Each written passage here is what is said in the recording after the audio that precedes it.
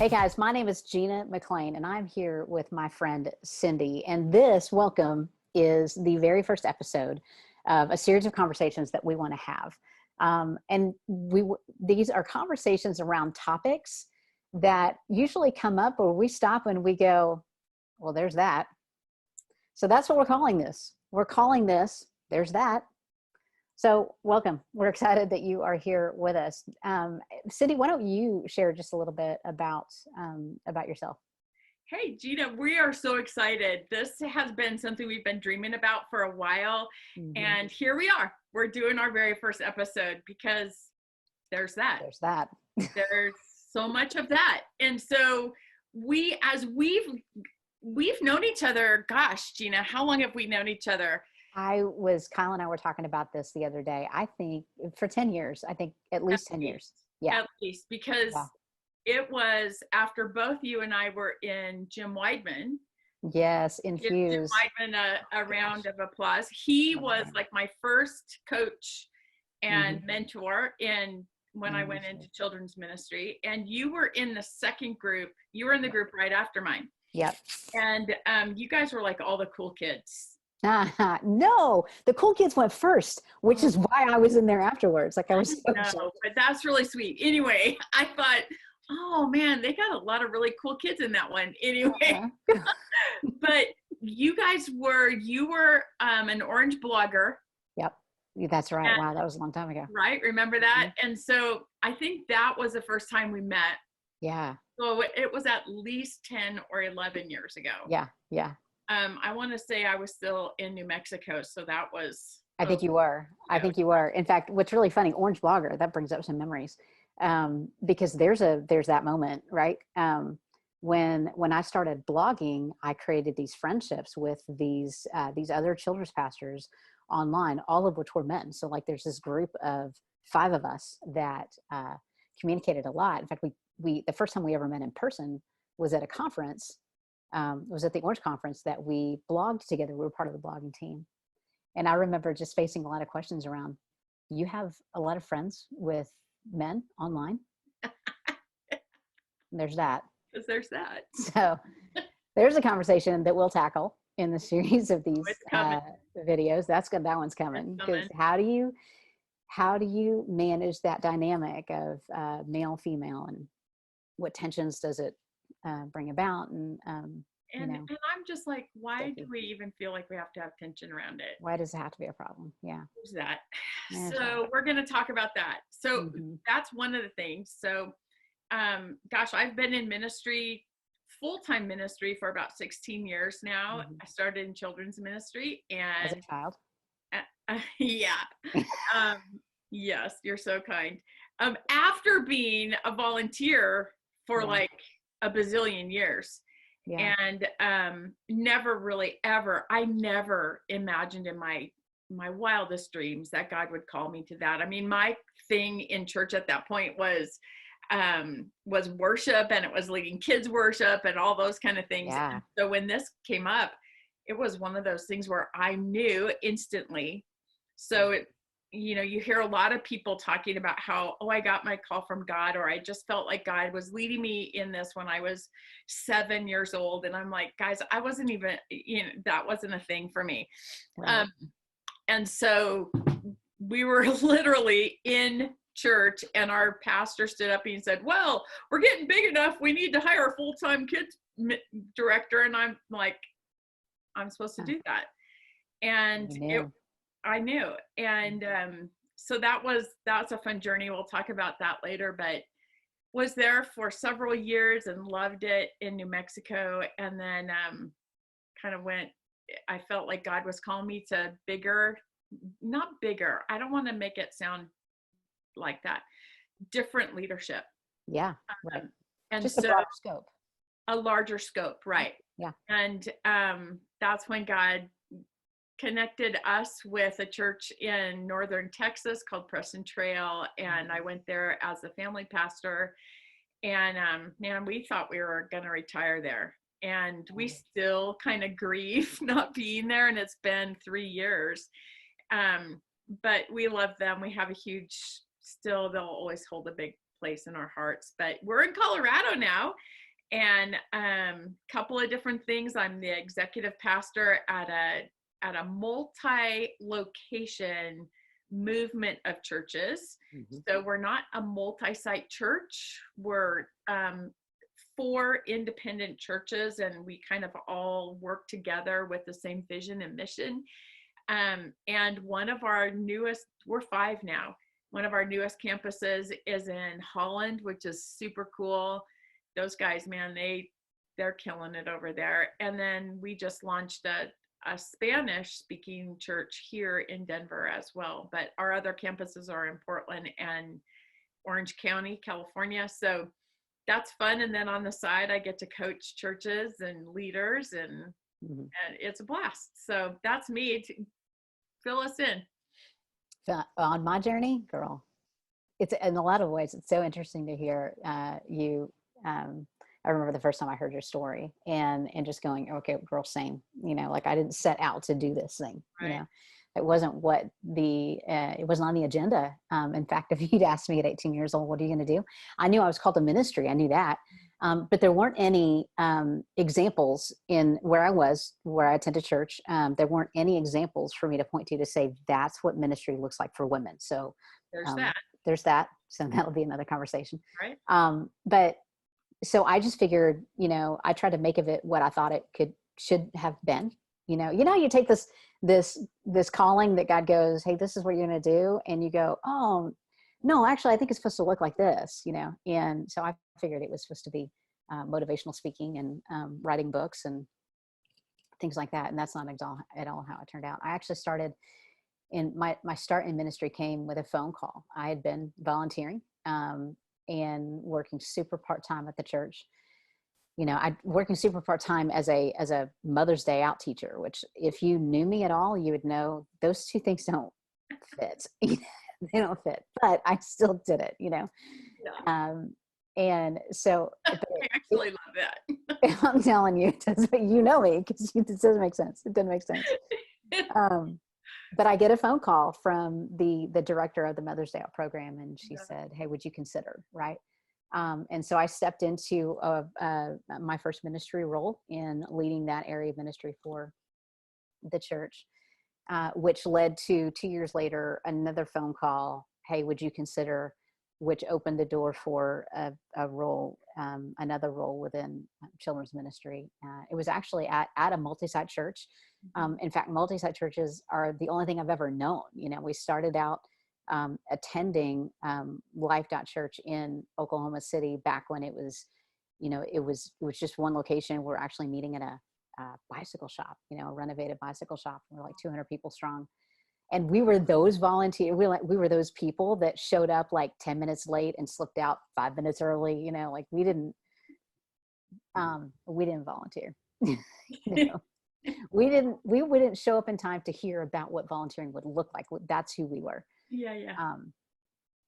But then, stepped into, just walked through each door as God opened it, and started a journey in, serving in kids ministry, which led to, I was at Life.Church for 10 years. And then, we moved our family to Knoxville, Tennessee to be a part of a church called Faith Promise Church, where they were making a shift from a single location to multiple locations. And so we got to go and help and be a part of transitioning that organization into, a multi-site organization. That was fun. It was hard, stretched me as a leader, but it was fun to get to do. And then in that time, got to co-author a book called Don't Quit, which was a lot of fun. And then now we find ourselves in. Can I tell you about that book? Yes. I didn't read that book for like the first year after it came out. Why? Because you were going to quit? Because you were going to quit. And I'm like, don't touch that. No, don't touch it. Just leave it alone. Leave it alone. That's really funny. Well, you know what's really funny? I just quit. So, there's that. There's that. But that happens. It does. Yeah. So that will be another conversation that we'll have. Yeah. Yeah. How do you know when it's time? Because there are seasons. Yep. Yeah. Yeah, so I'm currently not with a church. I was with Crosspoint Church for a couple years as the next gen pastor, and it was a wild, fun ride. I love that church. We're still part of Crosspoint. We're just no longer on staff. So now I'm in the coaching consulting, doing videos with Cindy Fiala space. This is what I do now. There's that. There's that. So let's talk about some of the things that we're going to be talking about in our next episodes. Yeah. I'm super excited about some of these, about all of these topics, because they're topics that I'm curious about, number one. Right. One of the questions that a good friend of ours, Reggie Joyner, has kind of thrown a grenade out into the middle of every ministry. He's good at that. Circle. Mm-hmm. This last year has been, how have you changed your mind? Mm-hmm. Yeah. There are so many things that I've changed my mind about, but even more than that, even just asking that question for me allows me to have a curious mindset. That's true. Say, like even just this morning, I was sharing with you right before we hit record about a conversation I had with one of my leaders that instead of my first response going, no, right. No, I said, tell me more about that, because I know this was a situation where there's an old tradition from her background that she was wondering about. And it's clearly not biblical, but I wanted to be curious about it. So the whole question about how have you changed your mind allows us to be curious rather than have this fixed mindset. Right. So you and I have made not an exhaustive list, but the list will get longer, about some topics that make us up and go, well, there's that. There's that. And I think we need to talk about it. Right. Yeah. I love that. Even that question of tell me more, that statement, tell me more. Because I wonder, what would ministry look like? What would life look like, honestly, if we became leaders that were question askers rather than answer givers? Oh man. And I say that because with great conviction, because I'm the kind of person that I just want to give you the answer, because I am flying, right? I am moving at a rapid pace. I'm moving forward. If I'm not moving, I am uncomfortable. Like I'm that kind of person that as I'm driving, I'm trying to get the map to come up to show me where to go. I'm not going to pull over, right? And wait for that. No, I'm just going to keep driving until the map tells me where to go. I have to move. I'm not sure what that says. My husband does the same thing. Like, I'm sitting right next to you. Can I do that for you? Nope. I don't know. No, I got to figure it out. So I'm the worst about just shoot an answer out, get the answer out there, and let's keep moving forward. But I know that my leadership is so much better when I stop and I ask a question, or that simple statement, help me understand, or tell me more. Yeah. So yeah, that's how we're going to explore some of these topics, is to hold our hands open and go, there may be something that needs to shift in the way that we think here, maybe we need to change our mind about something, and to invite people to tell us more. Yeah. One of the conversations, I hope it's okay to introduce this. Oh, go for it. One of the conversations we're going to talk about is diversity, right? That is such a hot topic right now. And we love to, I think I would suggest that, that people want diversity. In fact, the data shows us that, younger generations, millennials, I don't fall in that category, unfortunately. I'm a Gen Xer, friend. Yeah. But millennials, Gen Z, Gen Alpha, these are generations that want diversity and expect diversity. And yet, I don't know that we are necessarily doing a great job of pushing that forward and making that a priority. And I think one of the ways that we're seeing that right now is just with this whole coronavirus and, the season of shelter in place and COVID-19, because at the time of this recording, most cities, some cities are starting to open up. Right. Like I'm in Nashville. Nashville is starting to open up, but on a very limited basis. We've been in shelter in place for several weeks now, right? Yeah, I Seems think like, we're in 8, maybe going on week 9 yeah, seems like forever. here in Colorado. But we've witnessed friends, like we have friends that have dealt with uh, discrimination Yeah. because they are of Asian descent, Mhm. and their physical features are suddenly attached to this virus and they're being discriminated That's against. been dubbed the China virus. Yeah. Right. And so, like, let's talk about that. Yeah. Because the thing is, we're not going to talk about this from our pulpits, are we? We're not going to talk about this from our platforms, because it's too sticky. It's too, there's too many questions. There are no clean answers. But not having too many questions and not having clean answers is not necessarily a reason to not have the conversation. Right. Um, And so and it's not the reason not to get curious about it. yeah, and to ask more questions. Yeah. Yeah. Yeah. So some of the other conversations that we're going to talk about, because we've had conversations and questions around it. One of them is emotional health. Mm-hmm. Right. What does it mean, especially in the ministry space? Right. What does it mean to be emotionally and spiritually healthy? Yeah. What does that look like? What does that look like? How do we create rhythms and patterns in our lives that actually help with that, rather than keep us on the fray with that? Yeah. Because Gina, both you and I have been in ministry long enough. We've each gone through our own times and our own seasons, but we have friends.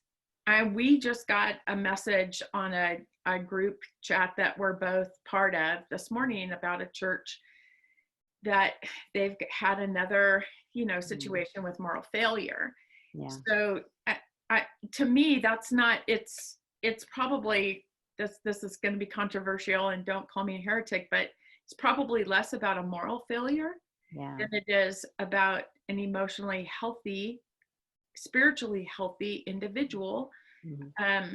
And so, and maybe the community around them that didn't notice or didn't allow accountability or whatever. Just didn't ask questions. Yeah.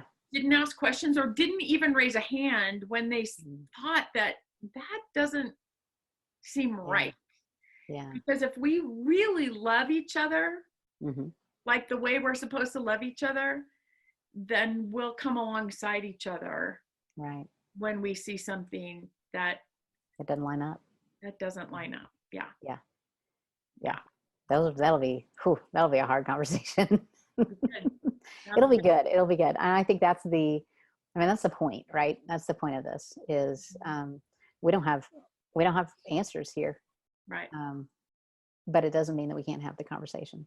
Yeah.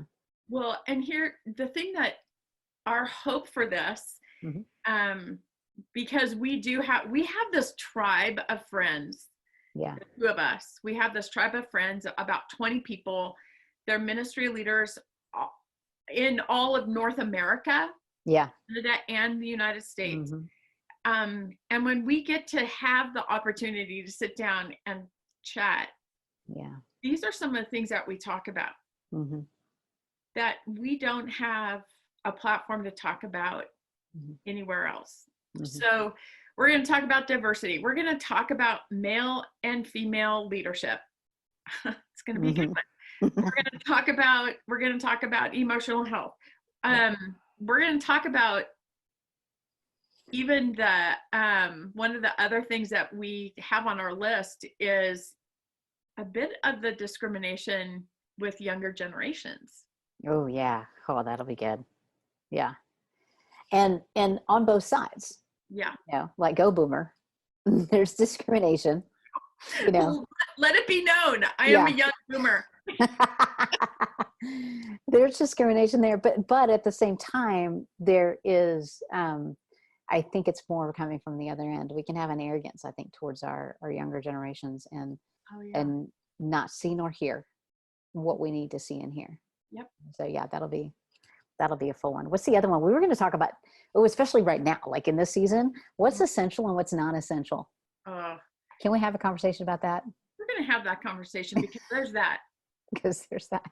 There are people that are being laid off Yeah. and put on furlough because they're deemed unessential. Now, are we talking about, did In we the specify church. that for, yeah, that's what I was thinking. We specified that in the ministry world. Yeah. Like Yeah. which role? And don't get me wrong. I mean, you know, those are hard conversations. I don't think there's anybody, any leader in a church that would sit in their desk and go, or at their desk and go, you know, who am I going to knock off this week? Like nobody wants to have to furlough or lay off, you know. However, the reason why we're having this conversation, and again, we'll just dive into the stickiness of it. Some of the ways that some ministry leaders have drawn the lines around what's essential and what is not essential is to say, if you're a pastor, you're essential. If you're not a pastor, you're not essential. Well, for the churches who um, I'm just trying to find the best words to use here. I don't know if they're great words. There aren't. I'll just put something out there. Cindy. One of the things that we've recognized during the shelter in place season, when churches are not meeting together, is that man, we have elevated, and we all have. Mm-hmm. We've elevated the platform for the weekend message for adults. Mm-hmm. And yet, and clearly this is very much coming from a position of two people who highly value the next generations and what we're doing spiritually to equip them for the future. Mm-hmm. And part of that heart for me, I'll speak for myself, is I don't believe any church will grow or be healthy if they don't have killer programming. And programming is the wrong word. Yeah. Intentions for children and students. Yeah. And it has to start at a very young age. Yeah. Yeah. Agreed. If you don't do that, your church isn't going to grow, because you're not going to invite young families in, and young families is the lifeblood of your church. And so, you know, we've just seen this trend across the United States as we've talked to people, both male and female, about people who are employed by churches in next gen ministries being released. Yeah. Yeah. Or cut down to super part-time hours. Mm-hmm. Yeah. And yeah, for some of them, because they do not have the title pastor. And for some of those, they don't have the title pastor because they're female. Yeah. There's that. That's a sticky conversation. I think to get at what you were talking about, Cindy, I think there's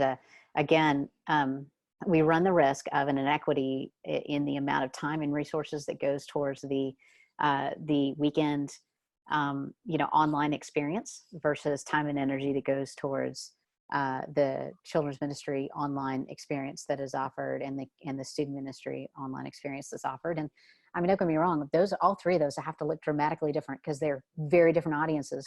100%. 100%. Very different audience. And one of the things, just I think I can speak for both of us. We are not advocating to elevate one to the detriment of the other. Gosh, no. Every single area has to be elevated in new and innovative ways.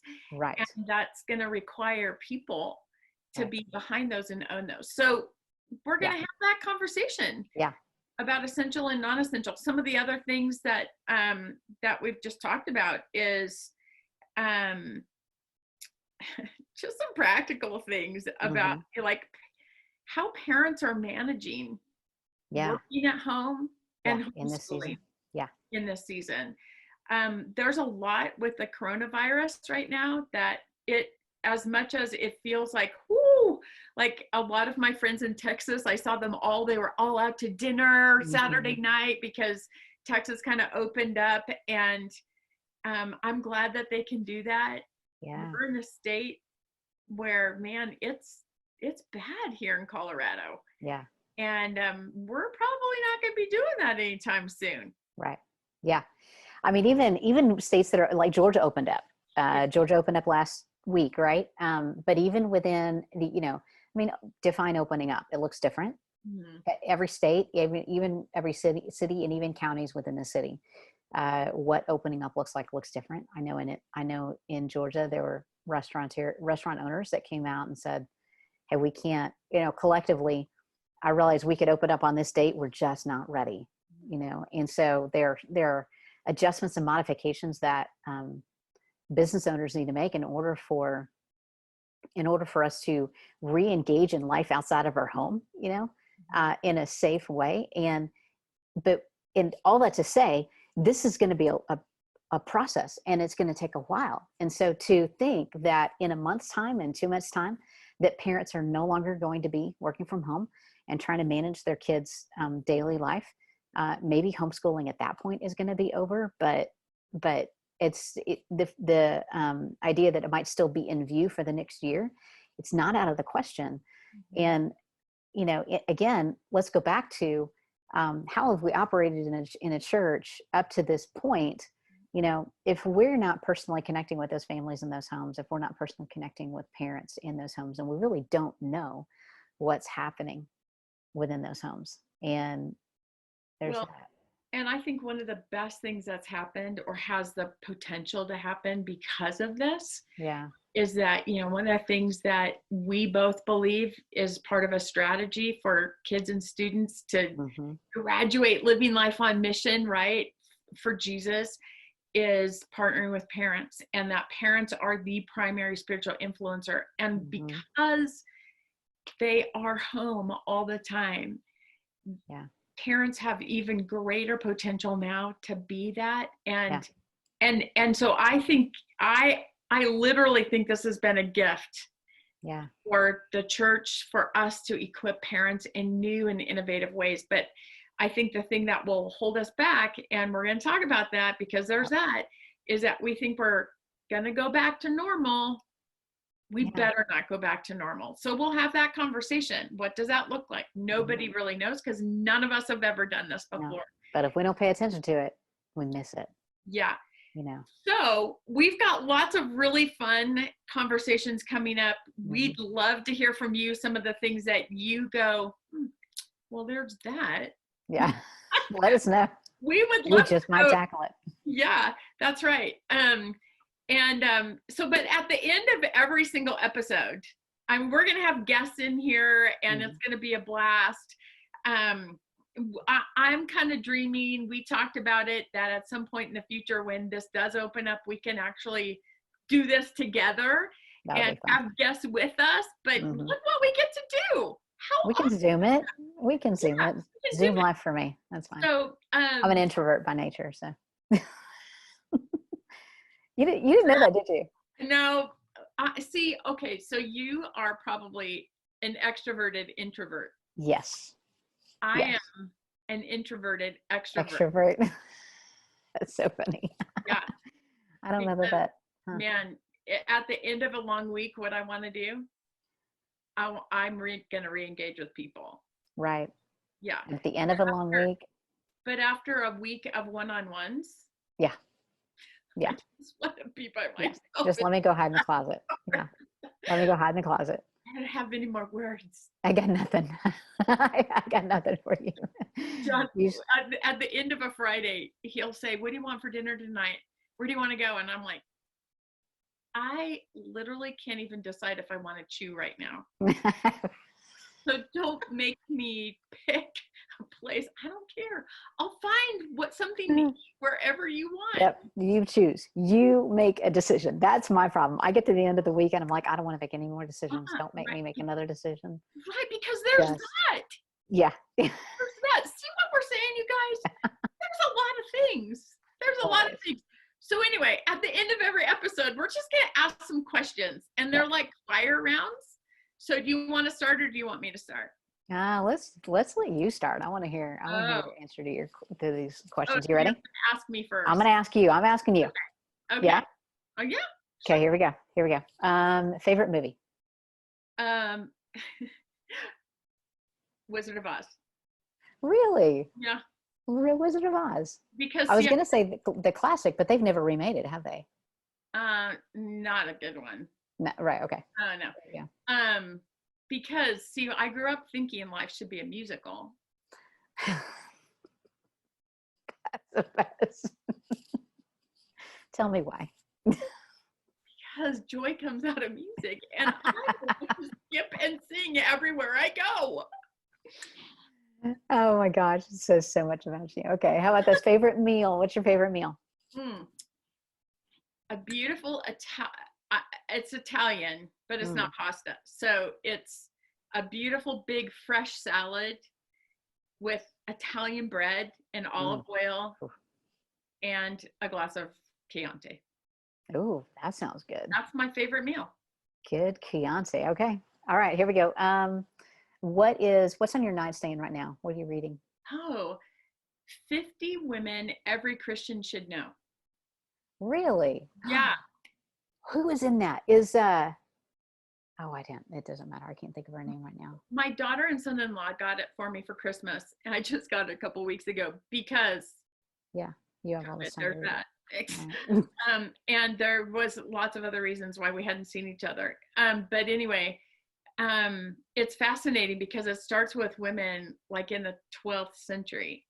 No kidding. Ooh. Yeah, it's really interesting. I need to read that. Yeah. That'd be a good one. All right. So I'm going to put that on my nightstand. How about this most surprising thing about you that most people might not know? That both of my children were scheduled to be conceived and born around water skiing. What? You planned it around water skiing? Yeah, that's why their birthdays are 3 days apart. That's impressive. Not even lying. So if you get pregnant in August, you can still water ski into October. You have them in May, and you can water ski while you're, yeah. Do you see the benefit of the statement, tell me more?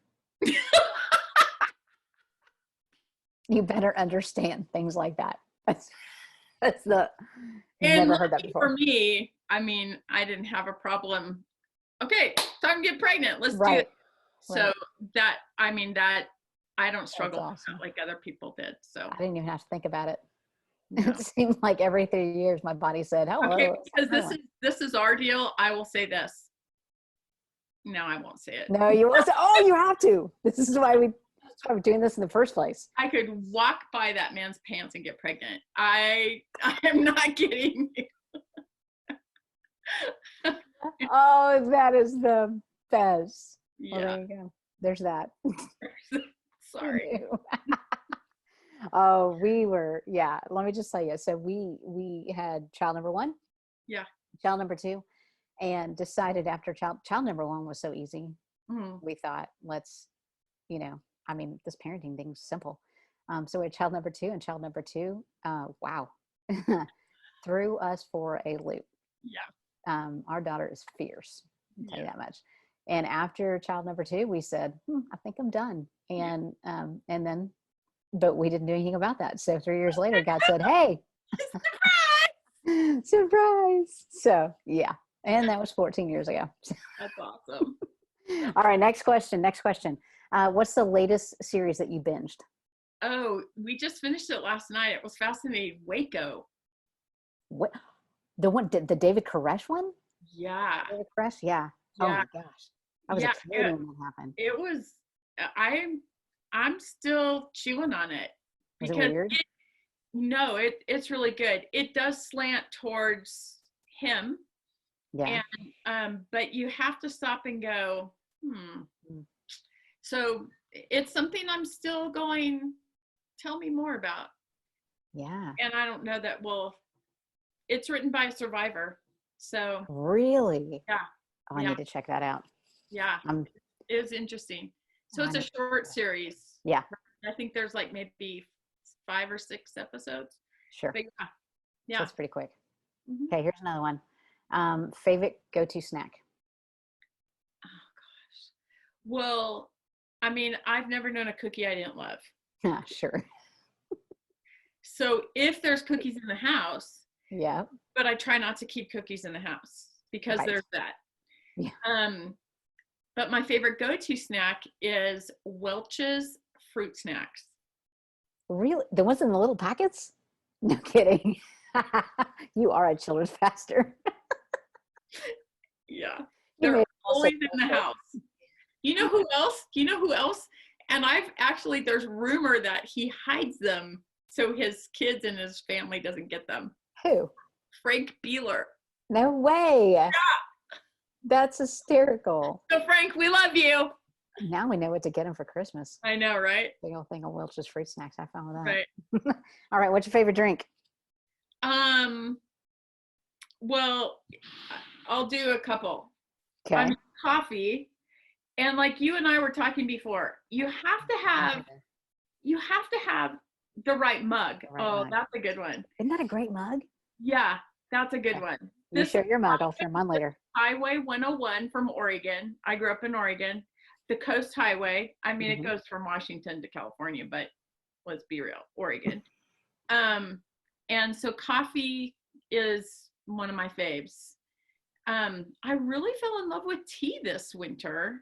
Really? What kind? Black? Celestial Seasonings is right here, like 10 minutes from my house. And so I go to their factory and herbal tea. And I get tea. I like Bengal Spice is my favorite winter tea. Try it. You'll love it. And then, you know what? I love a good glass of wine. Mm-hmm. And what kind? Red, white? It depends. I like them both. It depends on what I'm eating or what my mood is. But then several years ago, my husband and I discovered rye whiskey. Oh yeah. And guys, we love some rye whiskey. We don't drink a lot of it, but we do love some rye whiskey. So he likes it with a big old rock. I like mine neat. You just drink it neat. You're so, see, this is why Cindy Fiala, first time I met you, I was like, that chick is fire, right? I don't know if it was the hair. I don't know if it's how you carry yourself or what, but now whiskey neat. Yeah. You're one tough chick. I don't know about that, but maybe I just have tough taste buds. I don't know. Oh, okay. Favorite drink is rye whiskey neat. How about this? Truth or grace? Oh, truth. Mm-hmm. Man, I worked so hard on grace, you guys. In fact, the verse that that God gave me several years ago around this when I started in leadership was Philippians 4:5. Yeah. Let your gentleness be evident to all.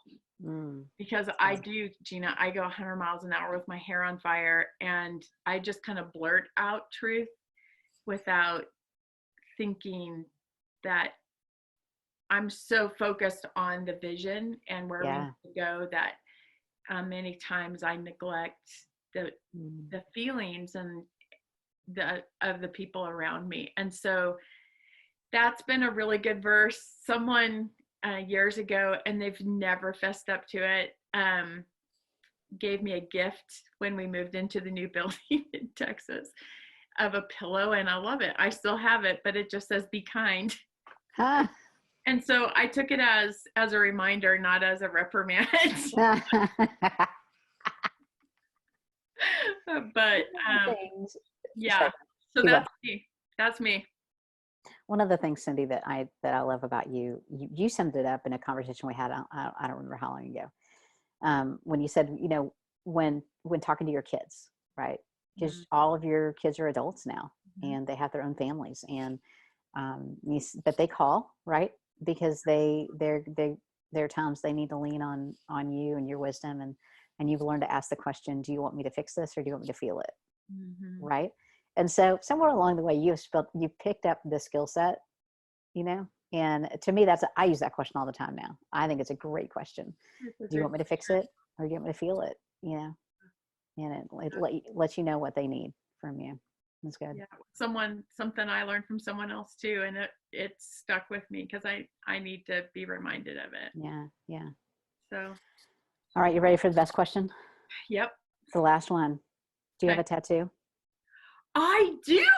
You do? Where? I just got it a year ago. I don't remember this. What? Oh yeah. Oh, that's right. It says I love disciple. Yep. It's Did my that only. hurt? No. Mm-mm. Oh, that's not bad. It's my first tattoo, and I promised my husband it would be my last. Oh, he didn't want you to get another one? He's like, I don't know, Gosh, but you love it. last couple of nights it's been funny because we've got some friends that are, man, they love tattoos, and it's a big part of the culture here in Colorado. Yeah, sure. Well, let's be real, it's a big Everywhere. part of the culture everywhere. But anyway, so we'll see if Right. Mr. F ever gets one. But Did you ever? Why the shoulder? What's this? Is there something significant there? well, because I am a boomer. Okay.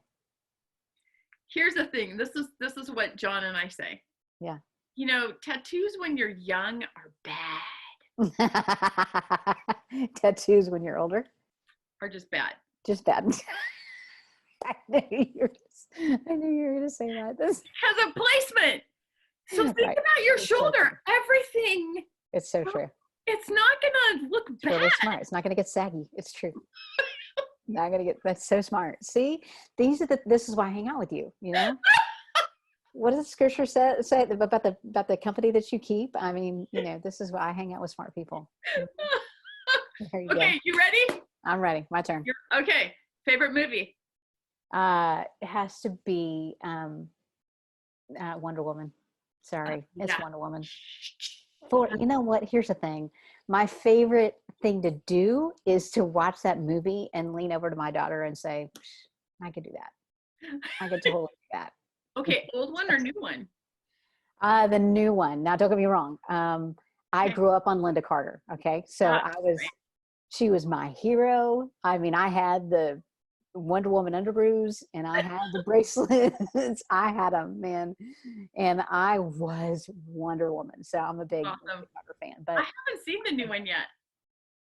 Well, I say the new one. Actually, no, the original Wonder Woman movie that just came out like what, 4 years ago, 3 years ago. There's a brand new one out, right? I think so. I haven't seen that one yet. There's something about it. I'm just not sure I'm ready to spoil. Okay. You know, a favorite meal. Spoil it yet. A favorite meal is always going to involve steak and asparagus. Huh. I just am a sucker for a really good steak and asparagus. Now, I say that. My husband has recently started, we started smoking. We got a smoker, which I love saying that we smoke. Not and this just pause it right there. You know what? If for just a minute, people go, what does that mean?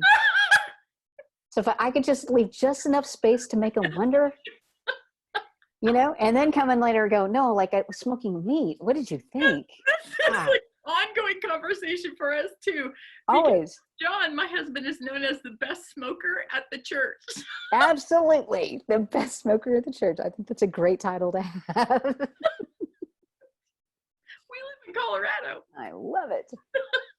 So okay. My husband right now we are like perfecting our brisket right now. And so a good steak could definitely be trumped by a really well smoked brisket. Burnt ends. Oh, all day long. In. I will hurt myself on that. Oh yeah, me too. I will gorge myself on that. Yeah. Yeah. Smoked meat, the best. I wish you guys lived around the corner because today's John's birthday. We're having steak with shrimp and asparagus. You're having my favorite meal right now. There you go. Thanks. Sorry. There's that. When you come, we'll have that. All right. Here we go. Favorite, what's on your nightstand right now? What's on my nightstand? What is it called? Right color, wrong culture. Right color, wrong culture. Brian Loretz. Wow. It's good. It's a fable. And so, you know, you're reading this fable that he wrote, but it's pushing on diversity and, you know, how churches attempt to create diversity, you know, their attempts at creating diversity and how they really aren't going necessarily leading to the ends that you think they're leading to. So it's a good book. I'm halfway through and I'm just kind of reading it slowly, but I'm enjoying it. Wow, that's good. So, right color, wrong culture. Most surprising thing about you that people don't know? I think there's a lot of things people don't know about me. Let's go with this. I brew my own kombucha. How's that? So, but you do too, don't you? Well, So I've given the kombucha a rest for a while. have you? Well, it's like a process. Once you get started, you can't stop. That sucker doesn't stop. Nope. So over the winter, I got tired of the booch. You got tired of the booch? I'm sorry. My kids make fun of me. They make fun of me all the time. And, usually on bottling day, right? We call it bottling day. Mm-hmm. Connor will make comments about it's booch bottling day, and that's and it's my first round of brewing kombucha was hysterical. I was probably a year into brewing it, which means that in kombucha terms, I had a pretty well-developed SCOBY, and I mean, it would make some pretty good kombucha. And there's that Scooby or SCOBY. I mean, I think it's SCOBY. Tomato. Tomato. But we did it different ways, because you did the continuous kombucha, mm-hmm. right? And I bottled it because I wanted to get it carbonated. No, I did. I bottled it. Oh, did you bottle it? Oh, I thought you did continuous. Okay. Well, my problem with carbonating with bottling was there was one time it was always an experiment to get the right bottle that would produce the best carbonation. And I discovered this one bottle, which happened to be, funny enough, happened to be a whiskey bottle that I repurposed for kombucha. And the problem with the whiskey bottle is there was this one point in the neck where it kind of curved in. And so that would be the weakest point of the glass, And I had just bottled some. I think the bottles had been in the pantry for maybe 2 days. Well, that bottle, it combusted. So like the carbonation built up so much that the bottle just, girl. Yes, it was. And but it exploded. And I wasn't home at the time. I was actually at the church. Oh my gosh. It scared my husband so that he thought a bomb went off. He thought a bomb went off in our pantry. So I was cleaning it for a while. Actually, there was an explosion. It was a small explosion. So there you go. Well, you'll have to share with us your favorite flavors in the next coming episodes. All right. Latest series you've binge watched? I was thinking about that. So I'm in the process of binge watching Mrs. America. Oh, yeah. Girl, that's good. You told me about that. Yeah. And it's good. I'm enjoying it. Makes you think different about your mom, it does. the generation that she grew up in, huh? Yes, it does. Yeah. It gives you a very different perspective. So that's a series that I'm watching. We just finished binge watching all of the Marvel movies. Oh. So our two teenagers, the four of us, binge watched all the Marvel movies. We actually started on Easter Sunday because that's how spiritual we are. And started watching it. We watch one every night. Sometimes we'd watch two, just depending on how much time we had. Yeah. So all of them in sequence. So not sequence of release, that's different, but in like chronological order. Yeah. So since we did that, now we're in the middle of Star Wars. So we're binge watching all of the Star Wars series, which it is May 4th. So May the 4th be with you. You're welcome. May the 4th be with you. To all of my Star Wars chronologically friends. Or release date? Chronologically. What we did. Chronologically. It's so fun. It is. So last night we finished up all the prequels. Now we'll start on some of the on the rest. So good. And so there you go. There's our binge watching right now. I'm just saying that. I won't spoil it for you yet. Now I've seen them all. Don't get me wrong. I've seen all the we are a Star Wars family. The brand one? Oh yeah. Love all of them. Favorite snack food? There is this nut and dry berry mix that I get from Costco. In fact, I have a cup right here. Coastal? No, and so I like the Coastal one, but this one is like it has like omega-3 in the title. I don't know. Yeah. But It's just got a Make you good, feel better about it. I guess so. That I snack on it all the time. Legitimately, if you cut me open, that is what you would find inside of me. I just go through it. So I would have, when I worked in an office, I would have a bag at the office, and then I always had a bag at home. But now that I'm always home, then we just buy extra bags for home. Yeah. So, Yeah. Okay. Favorite drink? rye whiskey. Yeah. Definitely rye whiskey. I love it. And I'll drink it neat, but most of the time I like it with a cube of ice. It's just pleasant. They say, here's what they say. They say. That ice actually will, or a little bit of water will actually bring out more of the flavor. Yeah, it releases more of the flavor. But it's different. I mean, to drink it neat, that's one experience. To drink it with a little bit of water, that's another experience. It's just. And we've also heard that a little bit of sparkling water will bring out a different essence in it. I'll have to try that. Interesting. Yeah.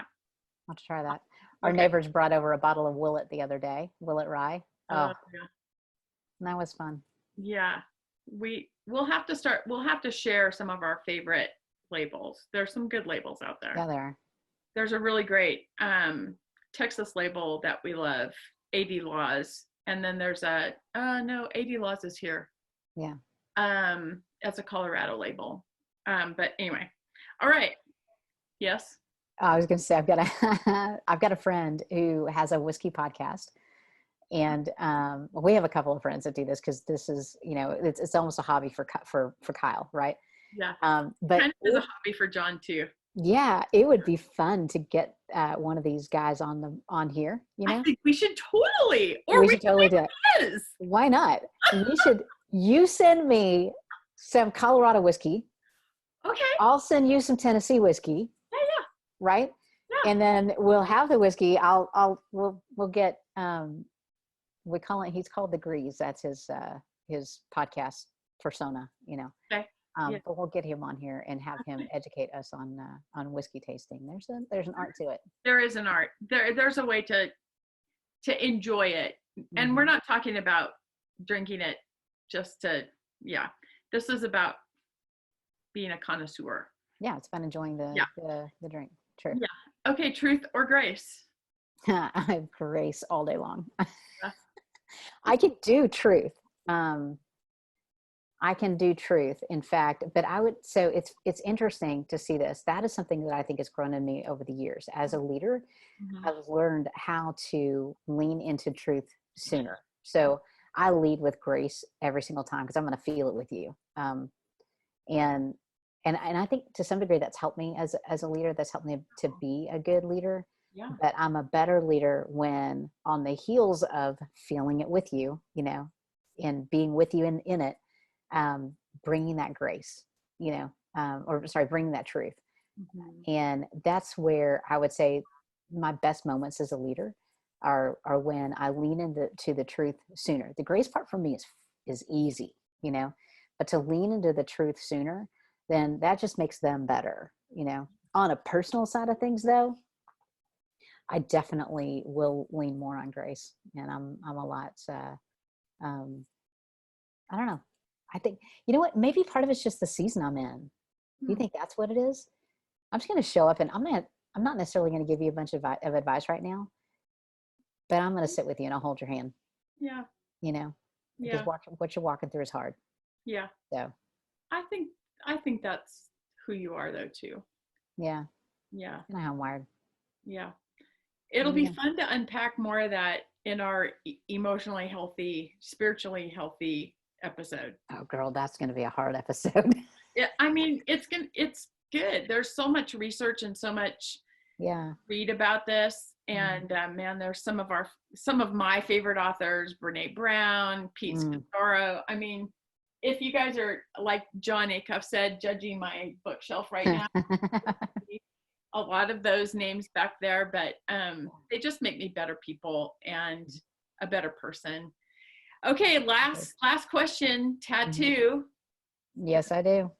I got my first tattoo 6 months ago. So, oh, really? Just 6 months ago? Yeah. I didn't have one for the last time. Yeah. Both. We're tattoo sisters. No. Yeah. Yeah. Cause you haven't had yours for long either, have you? It's only been a year. Yeah. No, I got one on my forearm. You can't quite see it there. It actually says rooted.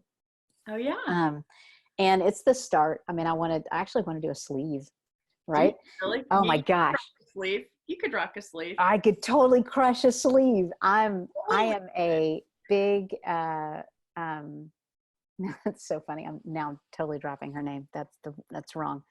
Who am I thinking of? Not Brene Brown. It's the only name I can think of. Danielle Danielle Strickland. Strickland. I'm a huge Danielle Strickland fan, right? Too. And She's my best friend, but she doesn't know it. not yet.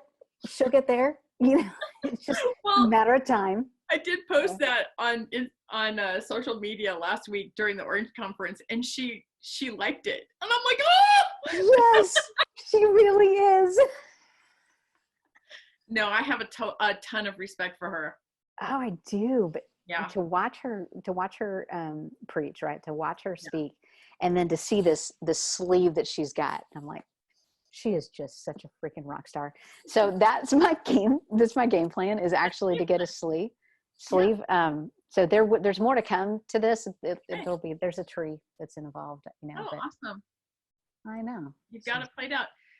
Man, we both learned something about each other today. It's going to be fun to answer some questions, or just to dive into some topics that everybody has questions about that we don't take time to really talk about.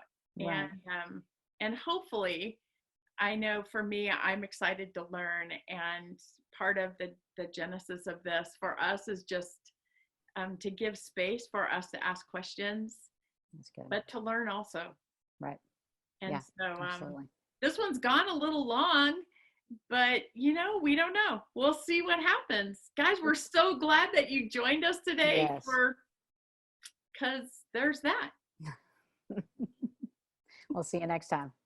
Bye, guys.